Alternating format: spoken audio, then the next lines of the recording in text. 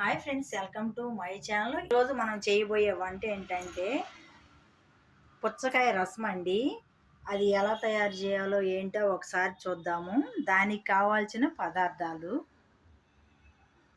చింతపండు రసము, పచ్చి కొబ్బరి, కొత్తిమీర, పచ్చిమిరపకాయలు, ఉప్పు, పసుపు, మిరియాలు, కచ్చాపచ్చ దంచుకున్న మిరియాలు, అల్లం వెల్లుల్లి పేస్టు, తాలింపు కావాల్సిన పదార్థాలు: వెల్లుల్లి, కరివేపాకు, పసుపు, తాలింపు దినుసులు అండి, ఎండుమిరపకాయలు,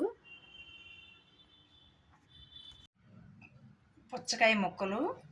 ఈ ముక్కల్ని విత్తనాలు తీసుకొని ఇలా ముక్కలు చేసుకోవాలండి. ఇలా చేసుకున్నవి మనం ఇప్పుడు మిక్సీ పట్టుకొచ్చుకోవాలి. మిక్సీ గిన్నెలో వేసుకుందాము.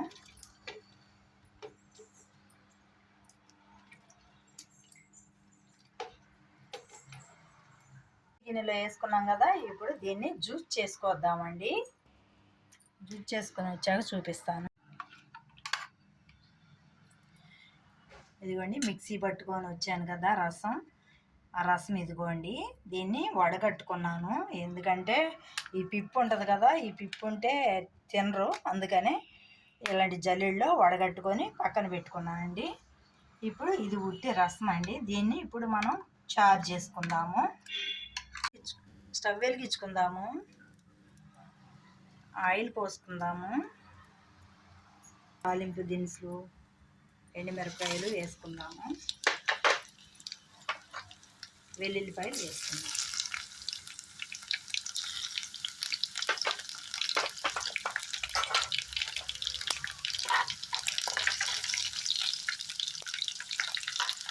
పచ్చిమిరపకాయలు వేసుకుందాం.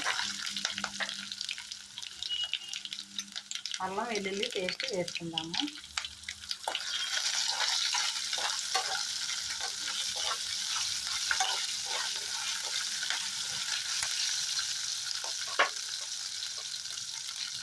కరివేపాకు వేసుకుందాం. కొంచెం కొత్తిమీర వేసుకుందాం.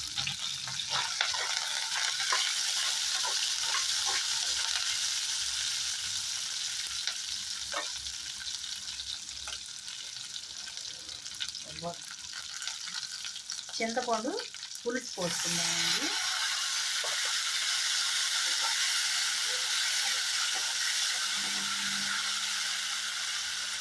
ఇప్పుడు దీంట్లోకి పుచ్చకాయ రసం పోసుకుందాము. ఇప్పుడు దీంట్లో రుచికి సరిపడినంత ఉప్పు, పసుపు, రసం పొడి, కొంచెం మిరియాలు. కారం అయితే వేయలేదండి, ఎందుకంటే ఇవన్నీ వేసాం కదా, మిరియాలు, పచ్చిమిరపకాయలు ఇవన్నీ వేసాము. కొంచెం కొబ్బరి వేసుకుందాము. ఇప్పుడు ఇది ఒక 10 నిమిషాలు మరగనిద్దాము. మూత పెట్టుకుందామండి. మూత తీసి చూద్దాం.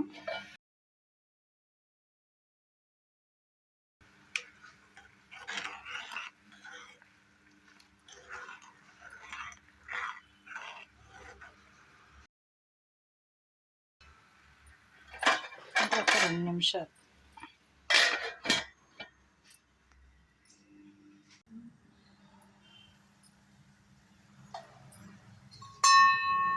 రసం మరిగిపోయిందండి.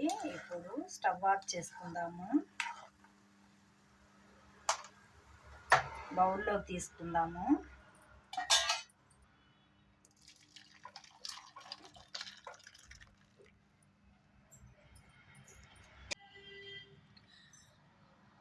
పుచ్చకాయ రసం రెడీ అయిందండి. ఈ వీడియో కనుక మీకు నచ్చినట్టయితే లైక్ చేయండి, షేర్ చేయండి, సబ్స్క్రైబ్ చేయండి, పక్కనున్న బెల్ ఐకాన్ నొక్కండి.